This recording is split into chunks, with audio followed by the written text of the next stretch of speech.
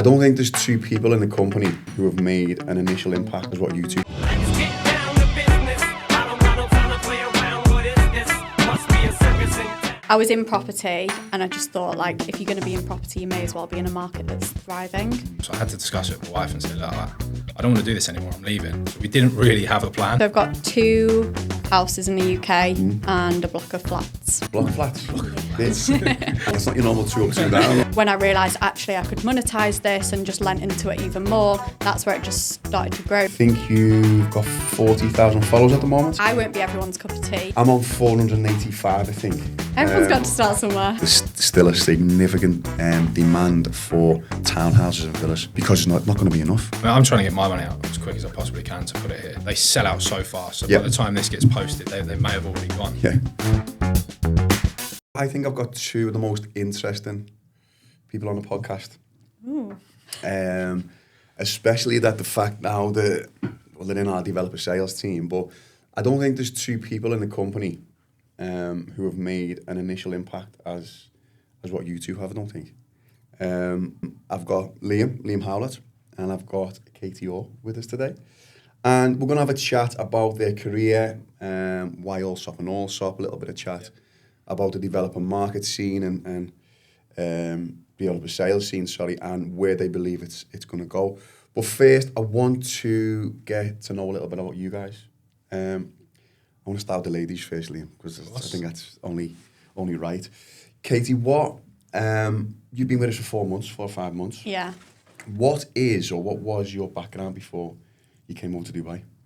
So I was in property before Dubai, but so I left school, didn't go to university, and got an apprenticeship in an IT company for an insurance company. Kind of worked my way up in there. And then it was in COVID where I made the switch to property.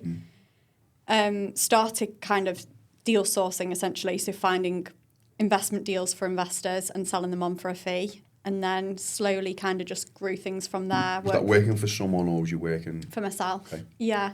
And then I was doing that for about 4 years. And then... This in Manchester? Yeah. So we did a lot of new build stuff, working with developers, all investment, and then made the move in October here full time. What was the reason for the move? Was it friends? Was it family? Was it just word of mouth? Or you've seen all over the media, everyone wants a bit of Dubai. What was the reason that you came over? I mean, I love Dubai anyway, I was backwards and forwards, but I was in property and I just thought, if you're going to be in property, you may as well be in a market that's thriving. And Dubai was the place. How did you get in touch with Allsopp and Allsopp?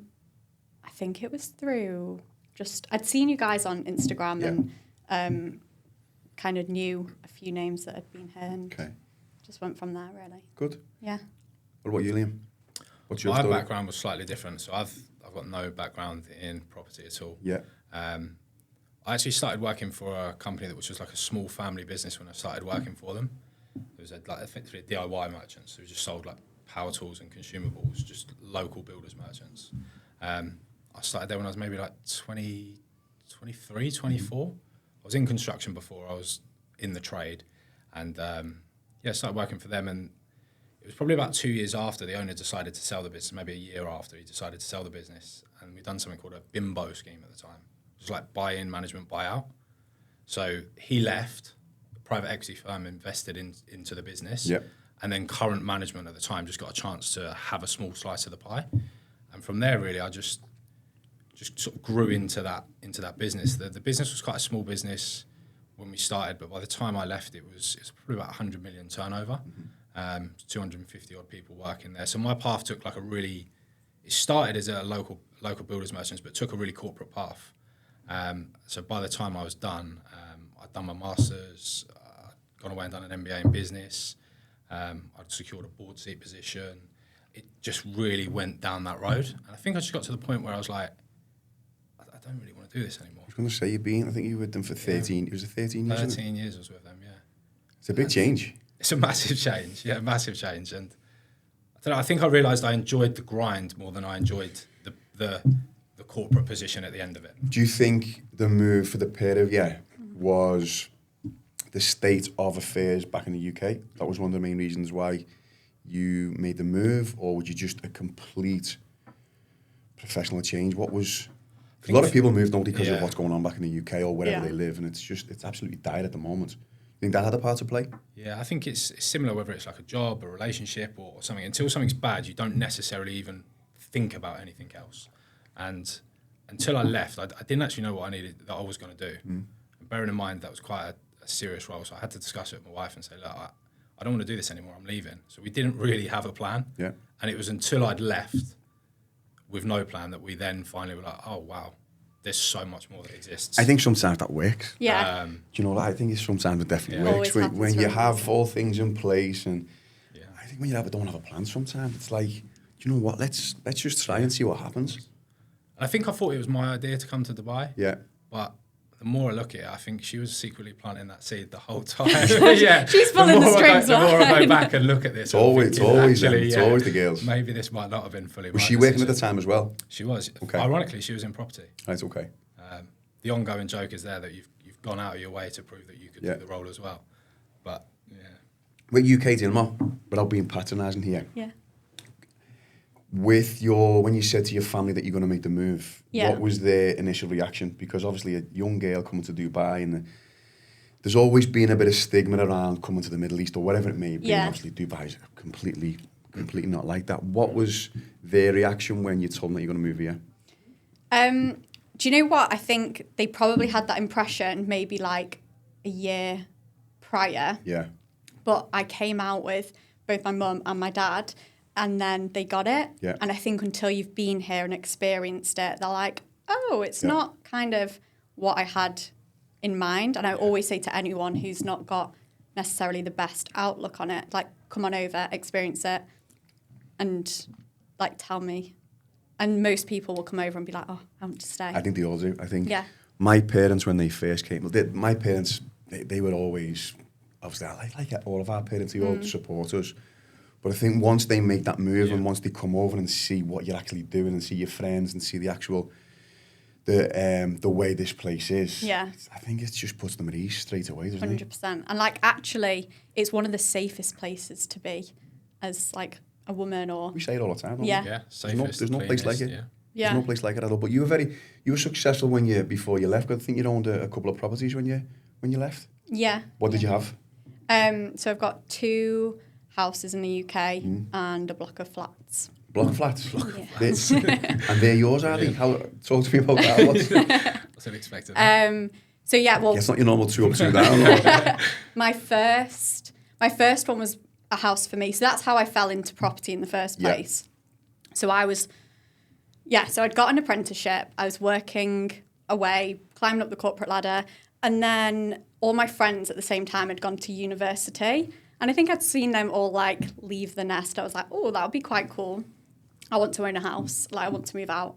And then basically I was just documenting the process of finding that house. So the viewings I was going on, the properties I was looking at, and that's like how my Instagram started. And then a few videos started to do well, and then I'd get messages from people watching the videos like, oh, could you help me find a house? And I was like, oh, cool, I could actually monetize this page.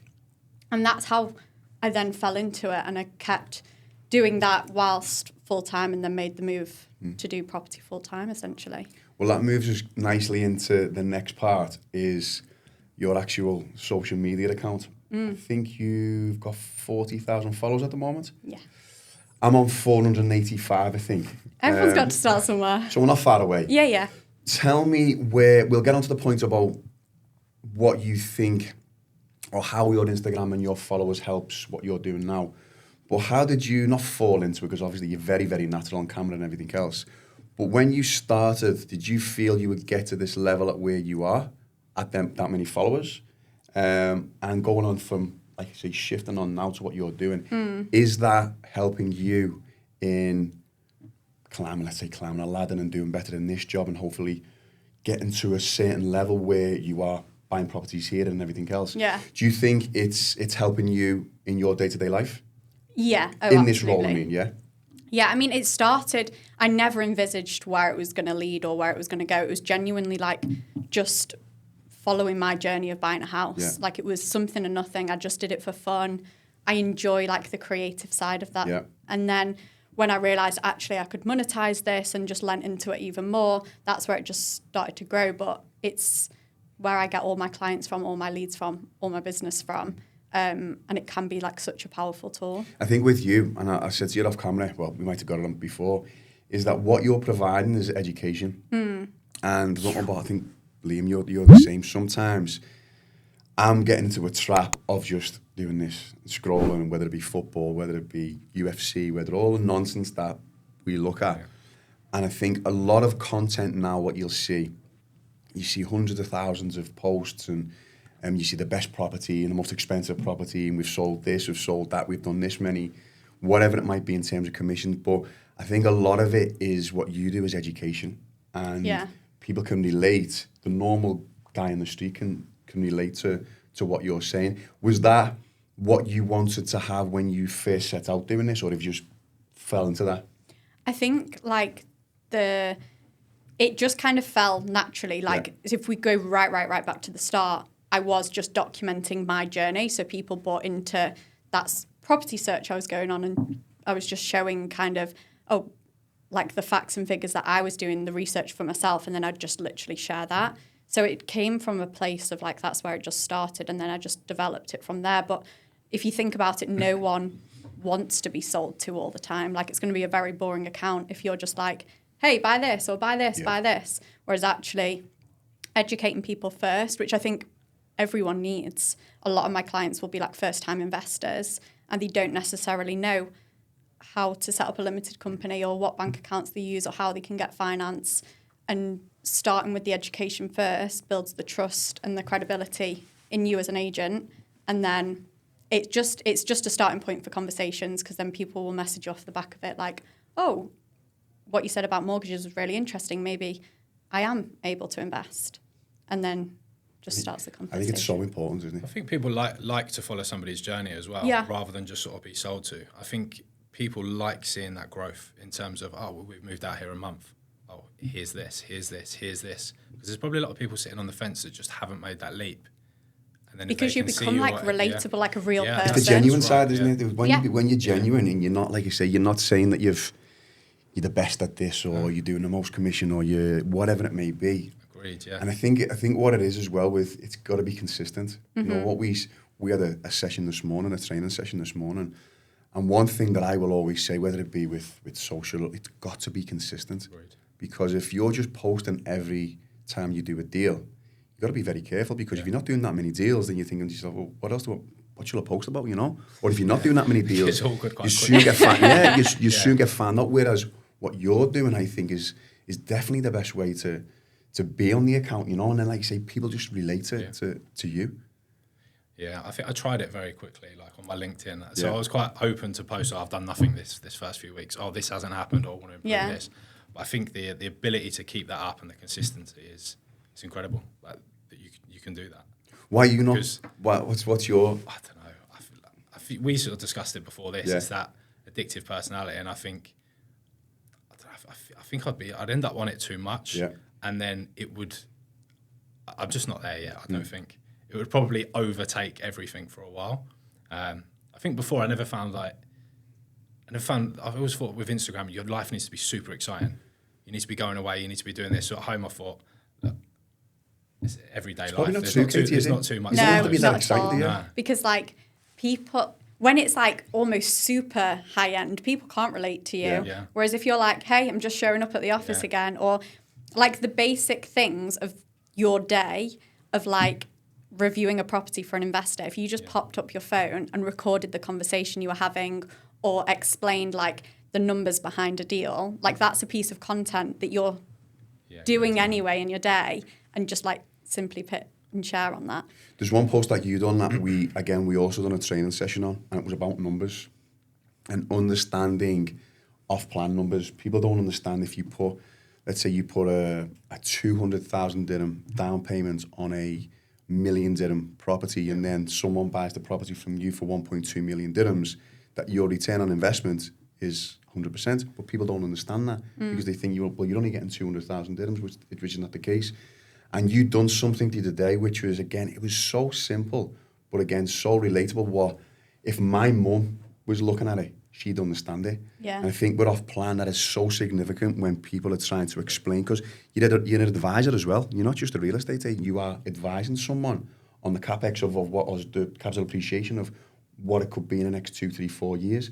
Because I always had with off plan, it was like, well, I'm not getting a return on my investment from a tenant. But you're obviously getting appreciation over the course of a 2 or 3 year period. But I think numbers are so important when you're advising someone in off plan. I think I was also, I think, surprised because people have been here so long. Maybe they might be so used to that being the norm over here. And most of the people that I've dealt with, I've been from the UK, and I'm not long from the UK, is the payment plans, the structures, and how it all works, and how little people have actually promote or talk about that, because it's probably normal. Yeah. You're probably all used to payment plans. Yeah. But in the UK, that's not a structure that's offered. Yeah. And I think that's important, sharing that information as well. Yeah, there's so much to it. And I think if you lead with the education, people then understand it a little bit more. Yeah. Maybe think, oh, actually, I can get involved, when they thought the barrier to entry was much higher. And then also the fact you're educating them, they're going to trust you a little bit more too. You moved when your wife was pregnant, is that right? We did, yeah. How did that work out? How did you get away with that? Yeah, it was tough. So, as I mentioned earlier, so I left my job early in the year, so it's probably March. Sort of thought we'll just take the summer out, see how it goes, and then got appealed by Dubai, and just after I left my job, we'd been trying for a little while. Immediately after I quit, pregnant. Bingo. So we was absolutely ecstatic, but at the same time, now not got an income.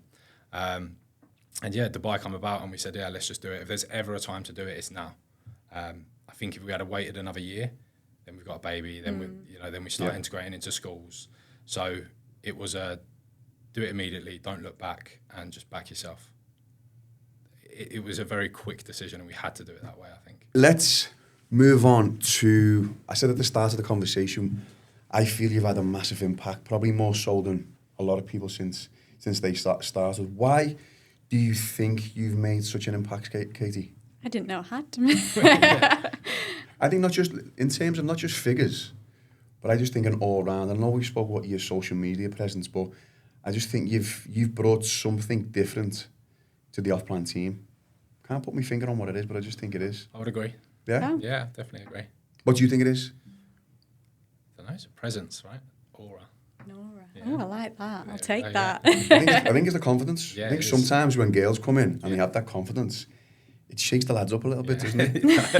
No, we always try and do. We have sometimes we have male-dominated areas, and I'll always like to just drop a girl in there because it just gives it a different dynamic. I think that's what you've done. I think people bounce off each other's energies as well. Yeah, So I that think- positive energy is, if someone's having a really bad day, it will reflect on everybody else. If someone's having a good day, it's going to reflect. Oh, yeah, Yeah. your team's I massive. agree. Like, just good energy, good vibes. I think it's the best developer sales team that we've ever had. I honestly believe that. And obviously, the way the market is at the moment, we are at a point now where I think it's the most we've had in the team. But it just seems that everyone gets on. Everyone bounces off each other. Everyone helps each other out. There's no like divide, or I think, listen, I'll openly say we've maybe had it in the past, but there's no divide. No. I think genuinely everyone wishes everyone the best. There's no competition. Yeah. Because we're not scrambling for stock. We've got that in heaps. So everyone's just working on their own clients. And I think the knowledge, the I vibes agree. are I was good. incredibly surprised by how well everybody got on and how supportive they was. Yeah. I sort of felt really bad asking people, how do you do this? How do you do this? And you have the mindset of, these are going to be my competition. They're going to be sitting opposite the table with me thinking, right, you're coming here to take. Yeah. But it wasn't like that at all. There was a few in particular that were just super helpful throughout that beginning stage. But your impact was significantly impressive when you came in. Thank you. What do you think that was down to? Just because of the way you build relationships, or what do you think it was? Because, like I say, it was significant when you came in. I don't know. I don't think, although the product is completely different, I don't think the role is too different to my previous role, which probably helps a lot. So I would spend a lot of time with manufacturers, effectively buying product to then work with clients who I would sell the product to. So although it's now property, the types of clients and the types of relationships I had were always with effectively investors or seniors direct. So that has now just become, rather than a manufacturer, it's just become a developer. So I think that has probably helped quite a lot. And I think some of the clients that I've dealt with have been people that are investors.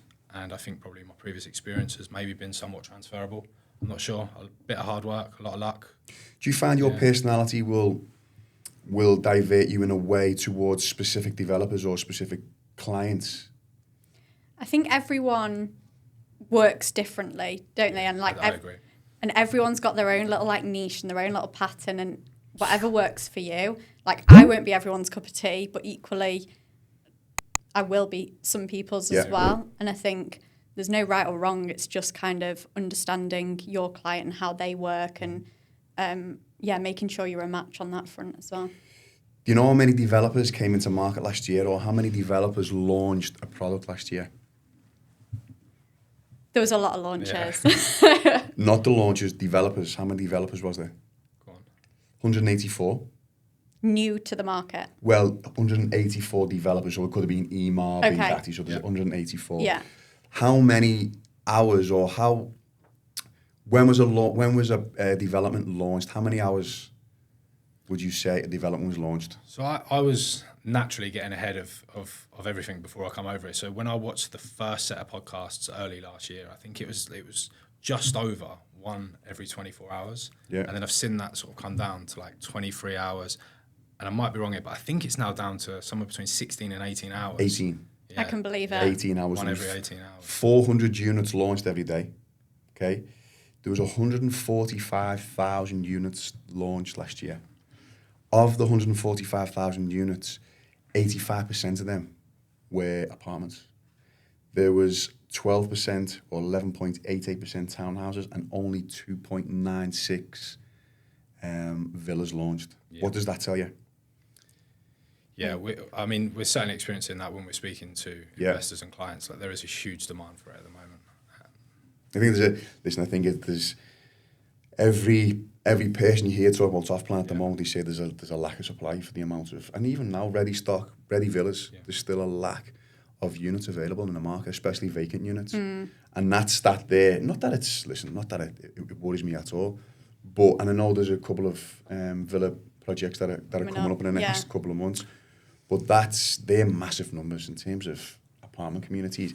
I think there was 15,000 new apartments launched in JVC. Yeah. Which has seen a significant increase in launches there. It's like I think it's 25,000 due to hand over. Yeah. Yeah, they're like doubling the amount of inventory there. Listen, I think JVC as well used to be that place where, not that people didn't want to live, but now it's so popular. Yeah. You get so much for what you look at, like look at Bugatti, what they're doing. Yeah. And just out of curiosity, Bugatti, they from inception to delivery, it's 18 months on average from when they handle, which is absolutely incredible. And the product is really, really good. Really good. And one thing I've put here, what I wanted to speak to you about, because obviously there's so much competition. And of them units, you've got your EMARs. I think EMAR launched, I think it was like 17,000 units last year. And I think Mohammed Alabad always goes on record and says they just deliver 1, 2 and 3 bedrooms, a beige and a brown kitchen. Yeah. But we're finding now with these, especially with these independent developers, the amenities that they're coming out with are just exceptional, whether it be paddle courts, whether it be podcasts, whether it be whatever it may be. Everything's just going to a new level, isn't it? Where everyone's competing even more. Yeah. Yeah, I was blown away by the amount of amenities some of them offered. I think it's insane. Yeah, you have an expectation, but I think you've hit the nail on the head there with 184, was it that you said, new developers come to the market. Every one of these developers, particularly at the top, have got a target to hit, and they're going for market share. Yeah. And with competition just continuously coming in from the bottom end, they have to be better. Yeah. You look at the launches as well. Brilliant for investors. Because I think it's like the best time to buy, because this year we'll see the most launches ever. Yeah. And developers know they have to be competitive in order to get the buyers in. We look at the launches. I seen one last week with Ellington, and they had Bryan Adams singing in the Jumeirah Beach Hotel, which is just Christina Aguilera last week as well. Alda, I think. So there's a concern, and listen, I don't want to be on a negative here because I don't think this market is changing anytime soon, but with these launches, well, there was only 29,000 units that handed over last year, which is a small drop in the ocean. But by 2027, they expect 100,000 units to be delivered. Obviously, and that will, the numbers that I've just mentioned there with 145,000, the lion's share is going to be from them launches. Do you have any prediction on how that's going to affect the market in 2 or 3 years?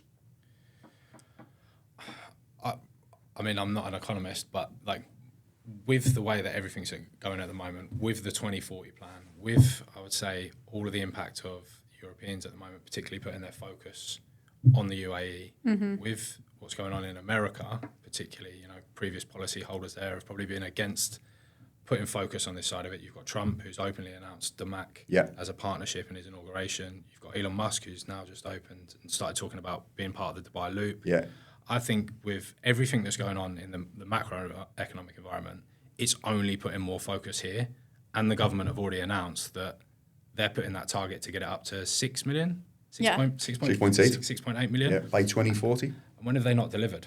When have they not delivered? Just said that, haven't So I always think like the numbers as well. So like 100,000, so many people are like, oh, that's going to cause a crash. Yeah. But if you look at the numbers, 100,000 are at least moving here each year. So you're only just about keeping up with the amount of people coming in.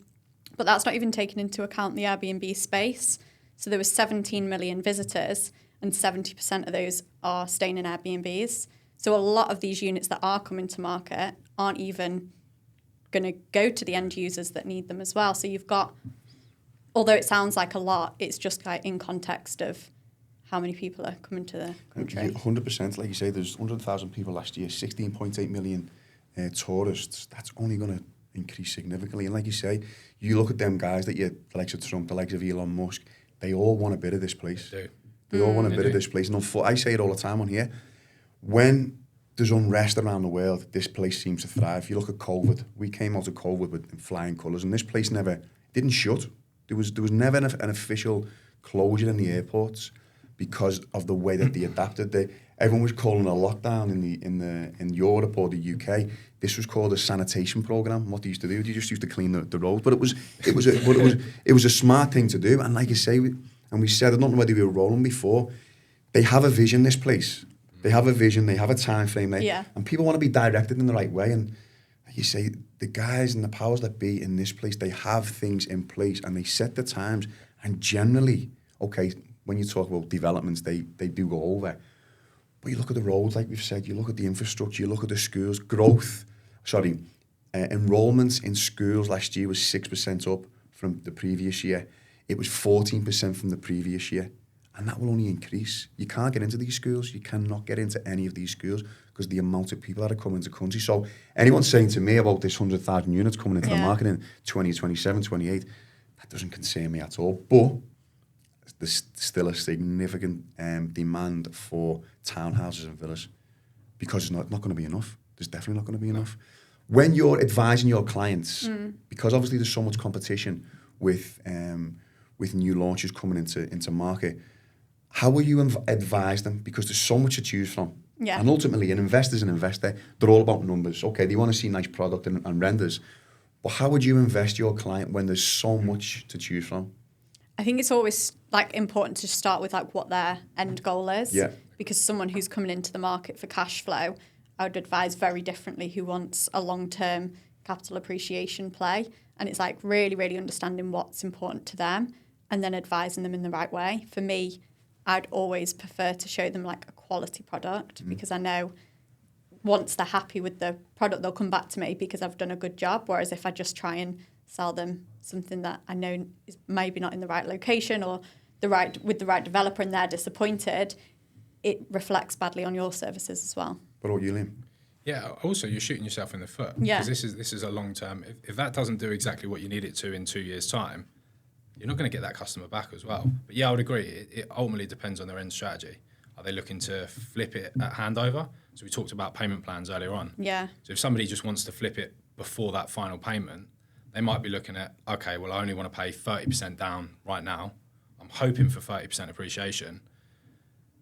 Okay, I'm looking at 100% return on my cash investment there. So that might be a completely different product I would present versus somebody that's saying, actually, I'm looking to build a portfolio of property by the time in 5-10 years time I want to own 20 properties and then I'm going to live on my passive income. Somebody like that, we've done one with somebody before and they're looking to say, well, okay, I want to buy 4. I'm trying to get around about 30 to 35% capital appreciation on each one. And the mindset is, okay, buy 4, sell 3, I've got 1 for free. And they're going to keep that 1, go again and slowly try to build the portfolio of property, which with the end goal of just living off the passive income over time. I see a lot of times, and I know Finton's done this many times, that Finton he heads up our developer sales team, and he will, for the sake of a deal or two, he will put a client off and say, listen, I don't advise. Yeah. And sometimes, obviously, Finton's been here for a number of years, but it must be difficult for someone who's been here for 4, 5, 6 months, who hasn't been paid, to advise a client of the risks of that specific developer or that specific unit. But I see a lot of it in our team, whereby we're advising these people not to buy something because, and listen, they might not buy off us again, but I just think that element of just transparency is so important for future business. I think that's where I could do myself an injustice sometimes, particularly having worked in quite a corporate role before and having presenting to a private equity firm is always been a little bit conservative. So you're working with somebody and they might be speaking to somebody else, you're saying, yep, you're going to get 60% on this. Expect huge things. And I'm going, well, look, I'd always prefer to let's work with this baseline and then we've got an upside. But yeah, I agree. I think long term it will pay dividends. It really will. I know we haven't got a crystal ball, but how do you see this year for the off-plan market? Do you see pretty much the same as last year? Do you think it will become, not a plateau, but do you think it'll slow down slightly? Or do you just think it's going to continue? Because I think I said before, there was 181,000 transactions last year in Dubai, and 63% of them were off-plan transactions. That's a massive number. Do you think it's going to be the same, or? Well, with the amount of launches coming up, it'll be more. I think there'll be more launches, more developers coming to the market. There's more attention coming to the area and the industry, and so I can't see it slowing down. Oh, Yulin? Absolutely huge, yeah, massive. I mean, we touched on it earlier, but what's going on everywhere else at the moment, all the new things that are coming to market, how competitive the developers need to be and the level of product they're delivering at the moment, it's unbelievable. I mean, I'm trying to get my money out as quick as I possibly can to put it here. Yeah. And I think particularly from the UK and America, there's going to be a lot more doing the same. I think the risk element now as well. I think years ago there was always a stigma around Dubai, now with escrows and things like that. It's so secure. To finish on, I want you to give me your 2 top developments for, maybe not for this year, but for the next quarter or H1, where, if you've got your money, or saying you're pretending to bring your money out, where would you want to invest? So there's some developments launching sort of any time now over the next couple of weeks, but they sell out so fast. So by the time this gets posted, they may have already gone. Yeah. So I'll probably just say 2 areas for me, which would be the sort of Dubai land, that E311, E611 corridor for townhouses and villas. That's absolutely the place to be at the moment for an investor to put some money. And what was the development there? There's a new launch, isn't he? There is, yeah. Okay. Aldar Wilds. Okay. So that launch is... What will they be starting from, do you think? 5.1 is expected price. I suppose I can say it, because by the time this comes out... There'll be there'll be the official... But I was going to say, just be careful on your pricing. It's expected to be around about 5.1 starting from. Okay. And it's a villa community. So, okay. Yeah. And it's Aldar exactly as well. What everybody needs. Yeah. Yeah. What about you, Katie? Yeah, I mean, the villa community is, just because there's purely lack of supply, the capital appreciation there will be amazing. So you've got Wilds, Acres and Emaar Oasis all launching in this Q1. So definitely keep all townhouses and villas, yeah. And then waterfront properties. Yeah. Listen, waterfront is always going to be... Yeah. You look at the prices and how they've gone for beachfront properties or waterfront properties, and it's no matter where you're at in the world, you're always going to get capital appreciation. There's always going to be probably higher than anywhere. Like likes of Royal Atlantis and all the beachfronts on the Palm. It's people want beachfronts, don't they? Yeah. People want beachfronts. People want that water living.